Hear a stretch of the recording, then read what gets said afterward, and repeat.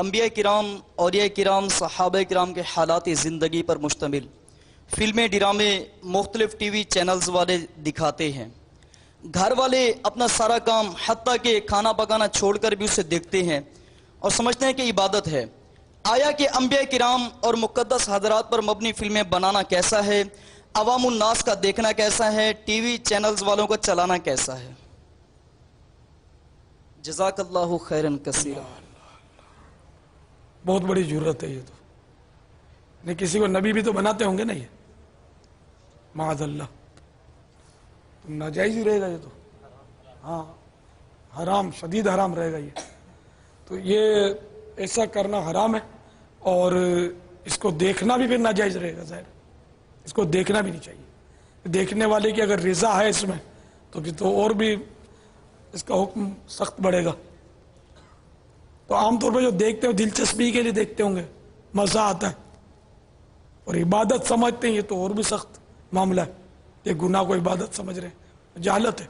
پھر لوگوں کو برا لگتا ہے کہ قطر والوں نے ایک فلم سیریز بنائی ہے عمر سیریز کے نام سے، عربی کے اندر 30 اقساط پر سیدنا عمر فاروق رضی اللہ تعالیٰ عنہ علیہ السلام کی پوری بایوگرافی آپ صلی اللہ علیہ وسلم کے اعلان نبوت سے 6 سال پہلے سے شروع کر کے ٹل سیدنا عمر کی شہادت تک آپ کو سینٹرڈ کرتے ہوئے بیسیکلی نبی صلی اللہ علیہ وسلم کی سیرت کو فلمایا ہے اور کمال کرتی ہے۔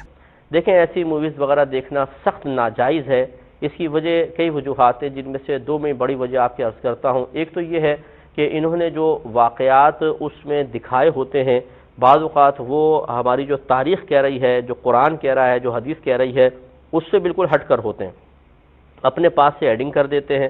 اور یہ موویز بنانے والے یا کسی واقعے کو، کسی کہانی کو ڈرامے کی شکل میں ڈھالنے والے اچھی طرح جانتے ہیں کہ بعینی ہی اگر اس کو ڈھالا جائے گا تو وہ چارمنگ پیدا نہیں ہوتی ہے، اس میں ڈرامے میں مزہ پیدا نہیں ہوتا ہے، لہذا تھوڑی بہت ایڈنگ اپنے پاس سے کرنی پڑتی ہے، جملے بنانے پڑتے ہیں، کوئی مطلب تاثرات اپنے پاس سے دینے پڑتے ہیں، کچھ نئی چیزیں اس میں ڈالنی پڑتی ہیں، تب دیکھنے والوں کے لیے تھوڑی سی اس میں اٹریکشن پیدا ہوتی ہے۔ دوسری بات یہ ہے کہ اس قسم کے مقدس کرداروں کے لیے جن لوگوں کا انتخاب کیا گیا ہوتا ہے وہ انتہائی واہیات قسم کے ہوتے ہیں، ان میں زانی بھی ہوتے ہیں، شرابی ہوتے ہیں، اور پگ کا گوشت کھانے والے ہوتے ہیں، پتہ نہیں کیا کیا خراب حرکتیں کرنے والے ہوتے ہیں۔ ایسے لوگوں کو ایک مقدس شخصیت کا عکس بنانا، اس کا کردار ادا کرنے کے لیے منتخب کرنا، یہ بھی بہت بڑی بے ادبی ہے۔ اور یہ عمر سیریز کے اوپر جو یہ مولوی خطبے دیتے پھر رہے ہیں نا اس کے خلاف، ان کو یہ اندازہ نہیں ہے کہ عمر سیریز کا کنسلٹنٹ وہ بندے ہیں کہ یہ سارے دنیا کے مولوی ایک پلڑے میں رکھے جائیں نا علمی اعتبار سے، اور وہ 2 بندے ایک طرف ہیں۔ مفتی اعظم قطر یوسف القرضاوی، جن کی عمر تقریباً 90 سال ہو چکی ہے، دنیا میں اس سے بڑا کوئی اہل سنت کا عالم دین نہیں ہے، وہ کنسلٹنٹ ہیں اس کے، جن کی وہ کتاب ہے اسلام میں حلال و حرام، جو عرب کے ملکوں میں پڑھائی جاتی ہے جدید مسائل کے اوپر۔ یہ ڈاکٹر ذاکر نائک اور باقی جتنے لوگ ہیں، یہ جتنی بھی باتیں بیان کر رہے ہوتے ہیں، یہ ان کی تحقیق ہے، یوسف القرضاوی۔ اور دوسرے ڈاکٹر علی سلابی ہیں، جو دنیا میں سب سے بڑے ہسٹورین ہیں، جنہوں نے سیدنا ابوبکر، عمر، عثمان و علی رضی اللہ عنہم اجمعین وعلیہم السلام کی سیرت پہ اتنی موٹی عربی میں کتابیں لکھی ہیں، اور وہ کتابیں جو ہے وہ شائع بھی ہو رہی ہیں اردو ترجمے کے ساتھ، ڈاکٹر علی سلابی۔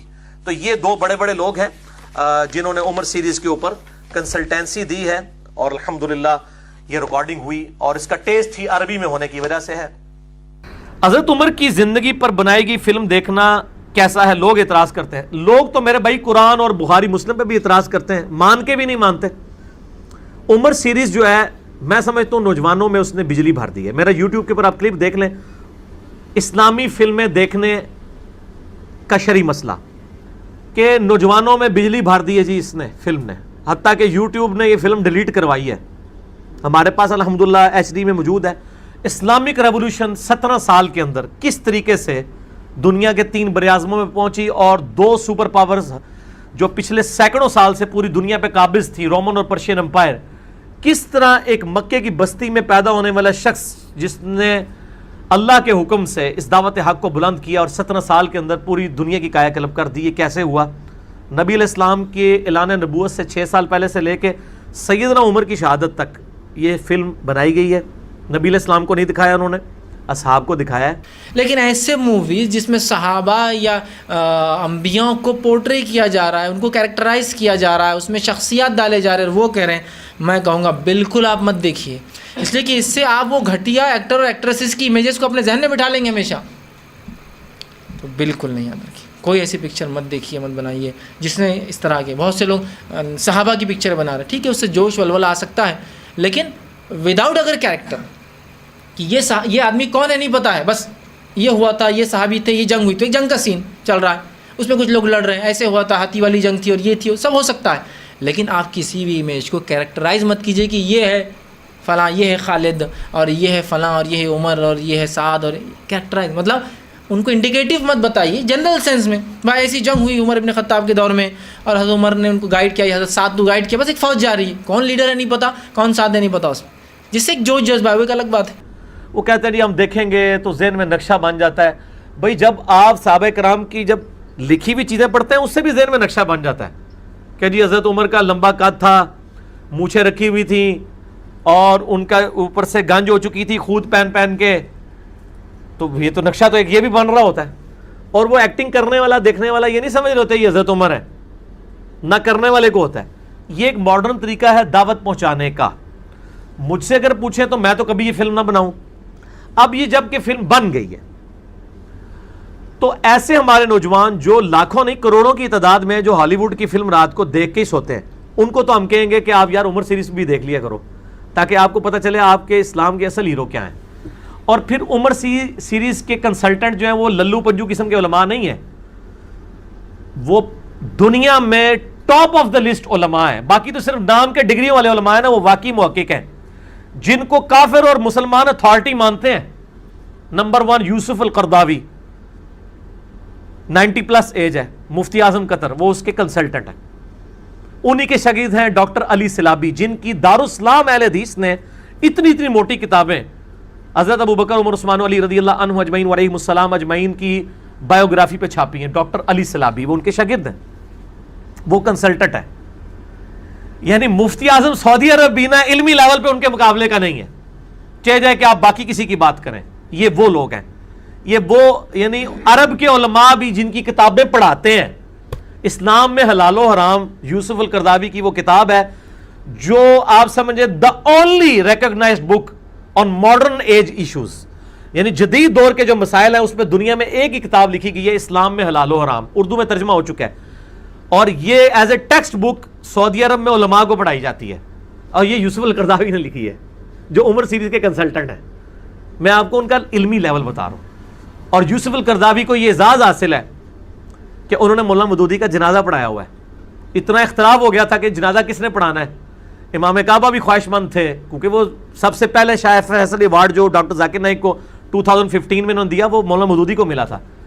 لیکن پھر اس وقت کنسنسس ہوا کہ ڈاکٹر یہ جو یوسف القرداوی سے بڑا کوئی عالم دین نہیں ہے, وہ پڑھائیں گے. قذافی اسٹیڈیم میں پاکستان کی ہسٹری کا سب سے بڑا جنازہ ہوا ہے مولانا مودودی کا, اور یوسف القرداوی نے پڑھایا تھا. اور وہ بھی ان کو مودودی صاحب کو الامام لکھتے ہیں, ان کے ریفرنسز کوٹ کرتے ہیں. اب 90+ ان کی ایج ہے, تو یہ وہ کنسلٹنٹ ہے. لہٰذا ہم یہ کہتے ہیں جو عام ہمارے مسلمانوں کے بچے ہیں جن کو آپ اسلامک ہسٹری پڑھنے کے لیے دیں گے, کتابیں کوئی نہیں پڑھتا. ہمارے لیکچرز لوگ دیکھ لیتے ہیں, کتاب کوئی نہیں پڑھتا. تو ہم کہتے ہیں کہ وہ لوگ, ہم آپ لوگوں کو یہ مشورہ نہیں دیتے آپ عمر سیریز دیکھیں. جو آلریڈی دیکھتے ہیں فلمیں وہ ضرور دیکھیں, آپ بھی دیکھ لیں. تو میرے نزدیک اس میں کوئی حرج نہیں, سوائے اس کے جس میں جو عورتوں والا سین ہے اس میں آپ نظر جھکا لیں. ادروائز وہ بہت کم سین ہے, زیادہ تر تو سارے کے سارے جو ہیں وہ بڑے پازیٹیو سین ہیں. اور وہ اسلام کی تاریخ آپ کو جنگ قادسیہ, آپ چھوڑ دیں, آپ بڑے بڑے مفتیوں کو ذرا بٹھائیں نا, میں چیلنج کرتا ہوں آپ کو, تیاری نہ انہوں نے کی ہو میرا کلپ سن کے, ان کو صرف بٹھا کے یہ پوچھیں کہ جنگ قادسیہ, جنگ یرموک اور غزوہ بدر اور غزوہ احد اس کا ذرا بارے بتائیں. ان کو پتہ ہی نہیں ہوگا. غزوہ بدر احد تو شاید بتا دیں, قادسیہ یرموک نہیں پتا ہوگا. ان کو پوچھیں کس سن میں ہوئی ہے اور کس کے خلاف ہوئی ہے اور کون کون تھا اور اس کے اسباب کیا تھے. دیکھیں نا جی, یہ چیمپئن بنے ہوئے نا, یہ کہتے ہیں ہم اسلام کے ٹھیکیدار ہیں, بتائیں, کوئی نہیں پتا ہوگا. لیکن عمر سیریز جس نے دیکھی ہے نا, اس کو ایک ایک چیز اس کے سامنے آ جائے گی کہ یرموک کیوں ہوئی, قادسیہ کیوں ہوئی, کس طرح ہوئی, اس کے پیچھے کیا بیٹل فیلڈز تھیں. یہ سب کی سب چیزیں جو ہے وہ زبانی یاد ہو جائیں گی, ایسی ہوں گی بھولیں گی بھی نہیں. کتابیں پڑھ کے تو انسان جو ہے وہ پھر بھی بھول جاتا ہے. تو میرا تو موقف اس کے بارے میں یہ ہے. The Umar series, it was a series of 30 episodes made few years earlier. It was made by the embassy and funded by the Qatar Foundation. Even that, I've seen that, you cannot say it's 100% Islamic. There was music, there was some scenes of ladies, but as far as message is concerned and Umar series are concerned, the knowledge in it, the hadith is quoted, the Quran is quoted, it is wonderful. It will surely get a person closer to Islam. There is no obscenity in it, there is not major haram in it. Yes, music is there, and alhamdulillah, as far as Umar series is concerned, majority of the hadiths are sahih. There may be a few here and there.